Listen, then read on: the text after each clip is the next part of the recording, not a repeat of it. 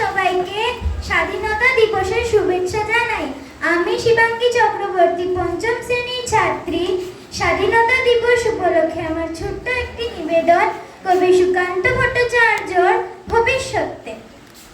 স্বাধীন হবে ভারতবর্ষ, থাকবে না বন্ধন, আমরা সবাই স্বরাজ্যকে হব রে ইন্ধন। বুকে রক্ত দেব ঢালি স্বাধীনতারে, রক্তপণে মুক্তি দেব ভারত মাতারে। মূর্খ যারা, অজ্ঞ যারা, যেজন বঞ্চিত, তাদের তরে মুক্তি সুধা করব সঞ্চিত।